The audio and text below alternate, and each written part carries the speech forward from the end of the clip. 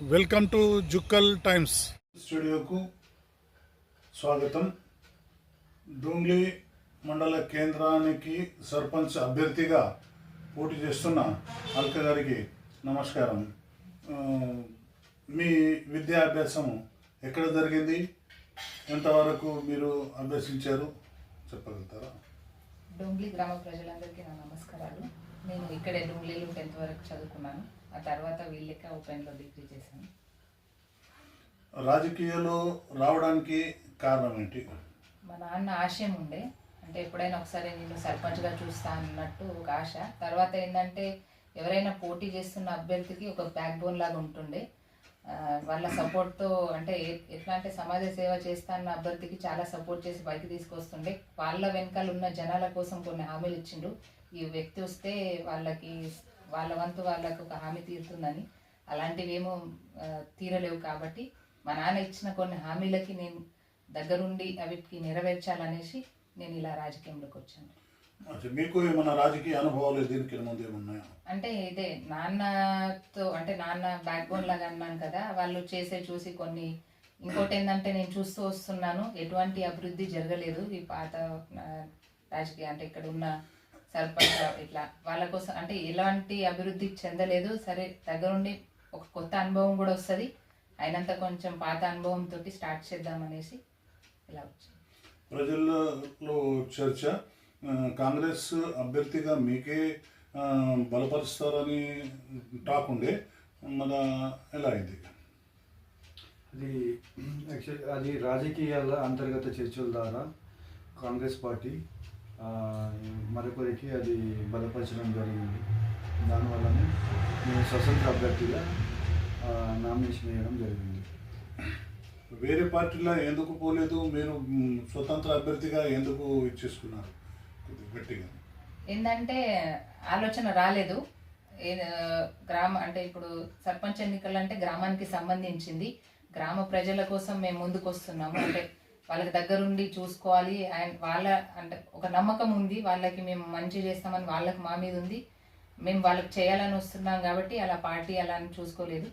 ఇప్పుడైతే ప్రజల కోరిక మేరకే వస్తున్నాం. మీరు గెలిచిన తర్వాత మండల కేంద్రానికి ఎలా తీర్చిదిద్దుతారని చెప్తారు పబ్లిక్? ముఖ్యంగా అయితే తాగునీటి సమస్య ఎక్కువగా ఉంది. అలాగే ఇంత టెక్నాలజీ పెరిగినా కానీ సీసీ కెమెరాలు అలాంటివి ఏం లేవు.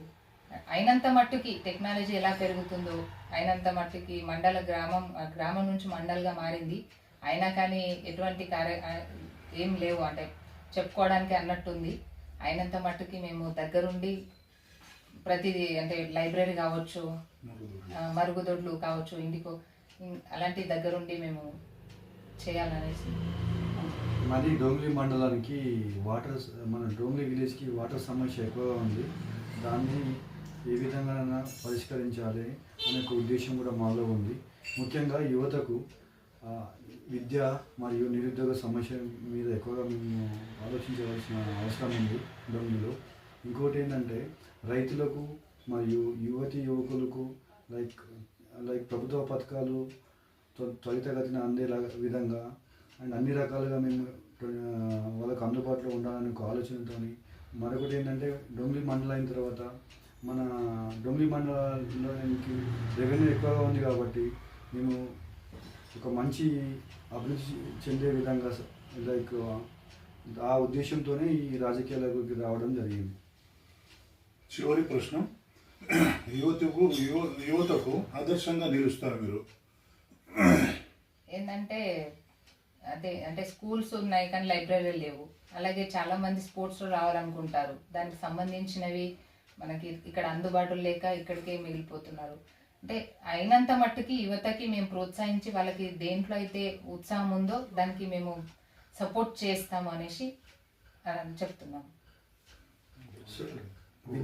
విద్యాపరంగా నాకున్న అనుభవం, నేను ఒక సాఫ్ట్వేర్ ఎంప్లాయీ ఉన్నా.